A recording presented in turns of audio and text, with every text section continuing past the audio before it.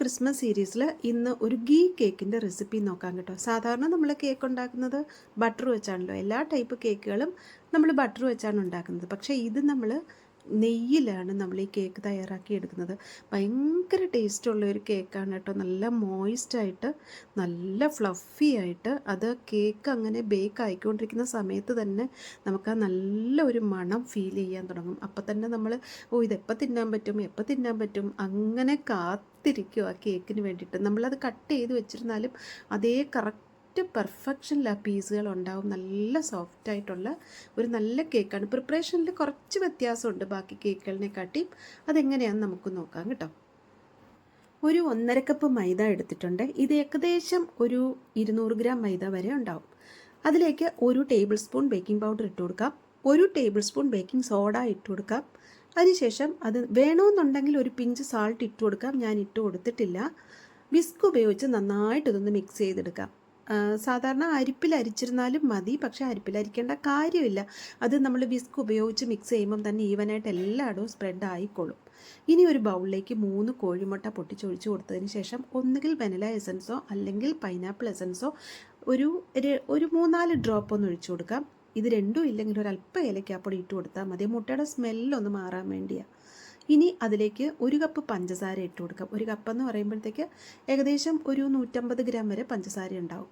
ഇട്ട് കൊടുത്ത് അത് ഒന്ന് യോജിപ്പിച്ചാൽ മാത്രം മതി. അതിട്ട് അടിച്ച് പതപ്പിക്കുകയൊന്നും വേണ്ട. ഒന്ന് യോജിപ്പിച്ചെടുത്തതിന് ശേഷം ഒരു അടുപ്പിലേക്ക് ഒരു പാത്രത്തിൽ വെള്ളം വെച്ച് അതൊന്ന് തിളയ്ക്കുമ്പോൾ ഈ ബൗളെടുത്ത് ആ പാത്രത്തിൻ്റെ മുകളിലേക്ക് വയ്ക്കുക. ആ വെള്ളത്തിൽ തൊട്ടിരിക്കരുത് കേട്ടോ. നമ്മുടെ ബൗള് വെള്ളത്തിനെക്കാട്ടി മുകളിൽ ആവി പെടുന്നത് പോലെ നിൽക്കാവുള്ളൂ. അതിനുശേഷം ഈ മുട്ടയൊക്കെ ഒന്ന് നന്നായി ഇളക്കി കൊടുക്കുക. അതും വേകാനൊന്നുമല്ല, ഒരു പതഞ്ഞൊന്ന് കിട്ടിയാൽ മാത്രം മതി. ഏകദേശം ഒരു 5-6 മിനിറ്റ്. അപ്പോഴത്തേക്ക് ഇതുപോലെ ഈ ഒരു പത വരുന്ന സമയത്ത് നമ്മൾ ആ ബൗളിങ് എടുത്ത് മാറ്റി താഴെ വെച്ചിട്ട് വീണ്ടും ഒന്നുകൂടെ നന്നായിട്ടൊന്ന് യോജിപ്പിച്ചെടുക്കുക. ഒന്ന് യോജിച്ചാൽ മാത്രം മതി. ഇത് ഒരുപാട് അങ്ങനെ പതഞ്ഞ് പൊങ്ങൊന്നും വേണ്ട. ഇനി നമുക്കത് നേരത്തെ എടുത്തു വെച്ചിരുന്ന മൈദമാവിലോട്ട് ഒഴിച്ചു കൊടുക്കാം. അത് ഒഴിച്ചു കൊടുത്തതിന് ശേഷം നമുക്കിനി എടുക്കേണ്ടത് ഒരല്പം പാലാണ്. ഒരു ഗ്ലാസ് പാല്. ഒരു ഗ്ലാസ് പാലെന്ന് പറയുമ്പോൾ ഏകദേശം ഒരു 150 ml പാല് വരെ എടുത്തിട്ട് അല്പം നെയ്യ് ഒഴിച്ചു കൊടുക്കാം. നെയ്യെന്ന് പറയുമ്പോഴത്തേക്ക് ഒരു 3/4 കപ്പ് നെയ്യ് ഏകദേശം ഒഴിച്ചു കൊടുത്തിട്ട് അത് അടുപ്പിലോട്ട് വെച്ച് രണ്ടും കൂടെ ഒന്ന് തിളപ്പിച്ചെടുക്കാം. കുറുക്ക് ഒന്നും വേണ്ട. അതൊന്ന് പതഞ്ഞ് ഒന്ന് തിളച്ചാൽ മാത്രം മതി. വെള്ളം ഇതുപോലെ കുമിളകളൊക്കെ വന്ന് ഒന്ന് തിളയ്ക്കുന്ന സമയമാകുമ്പോഴത്തേക്ക് നമുക്കത് അടുപ്പിൽ നിന്ന് എടുത്ത് മാവിലോട്ട് ഒഴിച്ചു കൊടുക്കാനുള്ളതാണ്. അത് ആറിയ ശേഷം ഒന്നും ഒഴിക്കേണ്ട കാര്യമില്ല. നമ്മൾ അത് തിളച്ച് കഴിയുമ്പോഴത്തേക്ക് ചൂടോടുകൂടി തന്നെ ആ മാവിലേക്ക് നമുക്ക് ഒഴിച്ചു കൊടുക്കാം. ഒഴിച്ചിട്ട് ഇതെല്ലാം കൂടെ ചേർത്ത് നന്നായിട്ടൊന്ന് മിക്സ് ചെയ്യാം. നല്ലതുപോലെ ഒരേ ഡയറക്ഷനിൽ ഇളക്കുക. അങ്ങോട്ടും ഇങ്ങോട്ടും ഇളക്കരുത്. ഒന്നുകിൽ വലത്തോട്ടോ അല്ലെങ്കിൽ ഇടത്തോട്ടോ ഏതെങ്കിലും ഒരു ഡയറക്ഷനിൽ ഇളക്കി യോജിപ്പിക്കുക. ഇപ്പോൾ കുറച്ച് കട്ടിയാണ് മാവ്.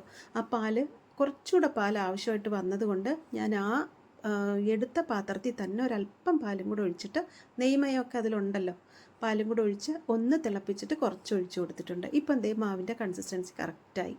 കേക്കിൻ്റെ ബാറ്റർ പോലെ നല്ല കൺസിസ്റ്റൻസി കറക്റ്റായിട്ടുണ്ട്. അത് നമുക്ക് അറിയാൻ പറ്റുമല്ലോ. കേക്ക് ഒരുപാട് കട്ടിയുള്ള മാവായിരിക്കരുത്. കേക്കിന് ഇഡ്ഡലി മാവ് പോലെ അല്പം ലൂസായിട്ടുള്ള മാവ്. ഇനി ഒരു കേക്ക് ട്രേ എടുത്തിട്ട് ഒരു ബട്ടർ പേപ്പർ, ഒരു അല്പം ഓയിൽ ഗ്രീസ് ചെയ്തതിന് ശേഷം ബട്ടർ പേപ്പർ വെച്ച് കൊടുക്കുക. അതിനുശേഷം അതിന് മുകളിലും ബട്ടർ പേപ്പർ വെച്ച് കൊടുത്തതിന് ശേഷം മാവ് ഒഴിച്ചു കൊടുത്തിട്ട് ഞാൻ കുക്കർ ഒരു 10 മിനിറ്റ് മുമ്പേ പ്രീ ഹീറ്റ് ചെയ്ത് വെച്ചിട്ടുണ്ടായിരുന്നു. അതിലോട്ട് വെച്ച് കൊടുത്തിട്ട് ഒരു 5 മിനിറ്റ് ഹൈ ഫ്ലെയിമിലും ഒരു 20 മിനിറ്റ് മീഡിയം ഫ്ലെയിമിലും വെച്ച് കഴിഞ്ഞപ്പോൾ നമ്മുടെ കേക്ക് ഉഗ്രനായിട്ട് റെഡി ആയിട്ടുണ്ട് കേട്ടോ. കണ്ടില്ലേ അകത്തൊക്കെ എങ്ങനെ ഇരിക്കുന്നെന്ന്. നല്ല ഫ്ലഫിയുമാണ്, നല്ല മോയിസ്റ്റുമാണ് ഈ കേക്ക്. ഈ കേക്ക് ഉണ്ടാക്കി സത്യം പറഞ്ഞാൽ 2 മണിക്കൂർ കഴിഞ്ഞപ്പം വീട്ടിൽ 2 ഗസ്റ്റ് വന്ന്. അവർ ചോദിച്ചു എന്തോ ഈ വീട്ടിൽ ഇത്രയും മണം എന്ന്. അത്രയ്ക്ക് നല്ല മണക്കുന്ന ഒരു നല്ല കേക്കാണ് കേട്ടോ. ക്രിസ്മസിന് നിങ്ങൾക്ക് ഉണ്ടാക്കാൻ പറ്റിയ ഒരു റെസിപ്പിയാണ്. എല്ലാവരും ഒന്ന് ട്രൈ ചെയ്ത് നോക്കിയിട്ട് വീഡിയോ ഇഷ്ടപ്പെടുകയാണെങ്കിൽ ഒന്ന് ലൈക്ക് ചെയ്ത് കമൻറ്റ് ചെയ്യണേ. സബ്സ്ക്രൈബ് ചെയ്തിട്ടില്ലാത്തവരാണെങ്കിൽ ഒന്ന് സബ്സ്ക്രൈബ് ചെയ്ത് സപ്പോർട്ട് ചെയ്യാൻ മറക്കല്ലേ.